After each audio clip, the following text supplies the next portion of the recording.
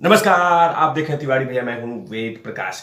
मैं कोई ऐसे नाटक वाटक नहीं कर रहा हूं। बकायदा एक प्रिंट मीडिया में खबर छपी है। जब नवाब मलिक मुंबई के जेजे हॉस्पिटल से बाहर निकल रहे थे तो बकायदा ठहाके लगा के बाहर निकली। ये खबर छपी है एक प्रिंट मीडिया में कि हॉस्पिटल से जैसे बाहर निकले, ईडी इंतजार कर रही थी, ईडी ले जा रही थी, तो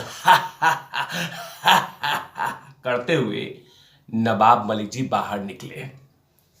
सोचिए, मतलब कहीं ना कहीं अंदर के कमरे में या हॉस्पिटल के अंदर में कोई खेला हो गया है क्या, या कोई खेला हो रहा था तभी तो बाहर निकले। तो चेहरे उदास नहीं थे, बकायदा ठहाके लगाते हुए बाहर निकले।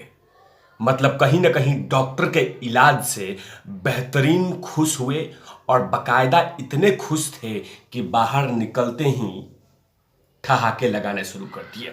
लेकिन परिवार वाला इंतजार नहीं कर रहा था मुंबई के जेजे हॉस्पिटल से, इंतजार करता था ईडी। क्योंकि कहीं ना कहीं हो सकता है कि वो ईडी को देखकर ठहाके लगा रहे होंगे कि आखिरकार आप लोग आ ही गए मुझे फिर से सवालों के जवाब पूछने। वो तमाम मनी लॉन्ड्रिंग के केस जो इन पर लगा हुआ है, उन तमाम चीज़ों की जानकारी लेने के लिए आखिरकार आप आ ही गए। लेकिन इस ठहाके के पीछे का राज क्या है?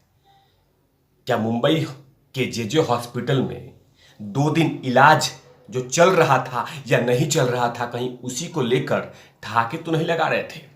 लेकिन कहीं ना कहीं ईडी अपने मूड में है और ईडी इनको बख्शने वाली नहीं है। तभी तो डिस्चार्ज को लेकर ईडी की पूरी टीम मुंबई के जेजे हॉस्पिटल में इसी तरह से खड़ी थी कि आप जनाब बाहर निकलिए जैसे डिस्चार्ज होंगे, क्योंकि पूछताछ के लिए हमने सवालों के जवाब और पहली लिस्ट शुरू कर दिया है।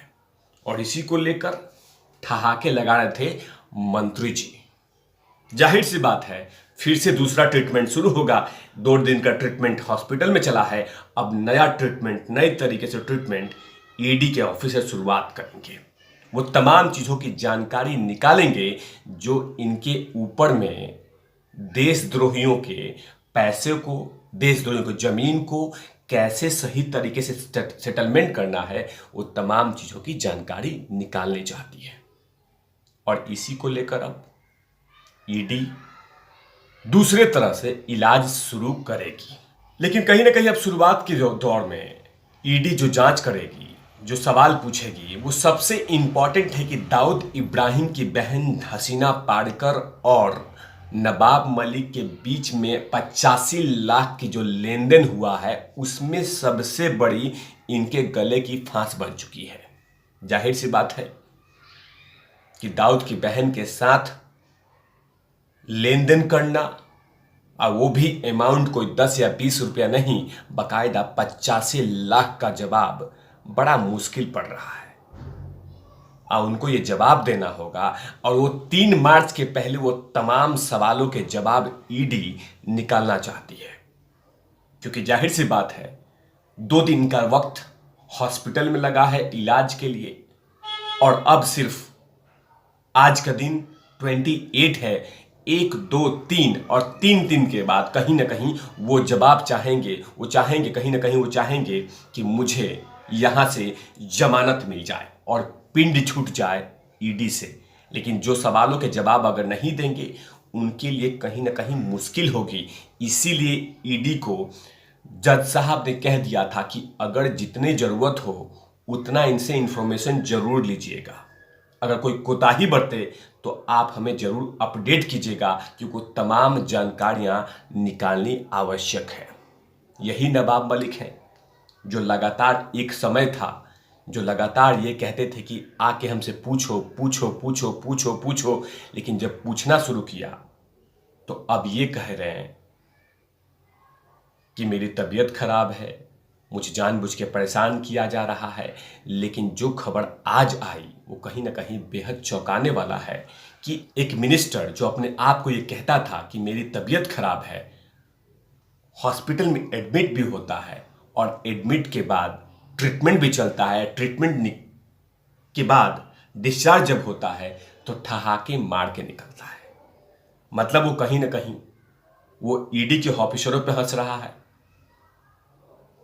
कॉमेडी समझ रहा है कि जो इन्वेस्टिगेशन चल रहा है ये कॉमेडी है और मैं ऐसे ही बहाना बनाता रहूंगा और ऐसे करता रहूंगा। लेकिन ये भूल जा रहे हैं नवाब मलिक जी कि ये ईडी है, सेंट्रल गवर्नमेंट की एजेंसी है।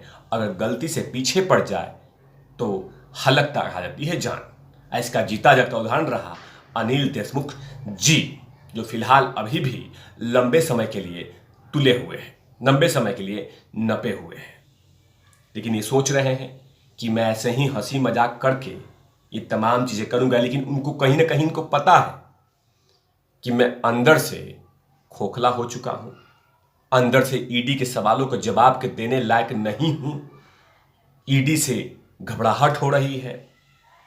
अगर मैं सैड हुआ, उदास हुआ तो ये खबर पहुंच जाएगी जनता जनार्दन के बीच में, और उसके बाद ये जो इनका एक चेहरा था कि हाँ मैं शेर हूं, वो शेरपन दिखेगा नहीं। इसीलिए अपने आप को दिखाने के लिए, मीडिया को तस्वीर दिखाने के लिए कभी ऐसे करते हैं, कभी ऐसे करते हैं, कभी ऐसे कर रहे हैं, कभी ऐसे कर रहे हैं। और आज तो हद ही कर दिया कि हॉस्पिटल के बाहर जब ईडी ऑफिसरों के साथ जा रहे थे तो ठहाके लगा रहे थे, ताकि उन लोगों को संदेश जाए कि हमें तुम कितना भी परेशान कर लो, हम रुकेंगे नहीं, हम झुकेंगे नहीं, मैं रुकूंगा नहीं, ऐसे करके, ताकि एक मैसेज जाए कि आप हमें कभी भी नहीं तोड़ सकते हो, मतलब कि डेमोरलाइज नहीं कर सकते हो। यही संदेश देना चाहते थे।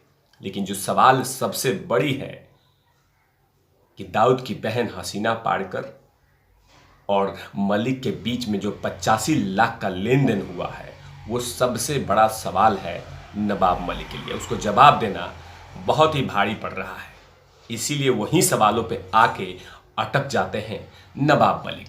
अब देखना होगा कि ईडी कौन सा तरीका अपनाती है, क्योंकि उसके पास समय और वक्त कम है और सवालों की लिस्ट बड़ी लंबी है और उसका जवाब नवाब मलिक को ही देना है।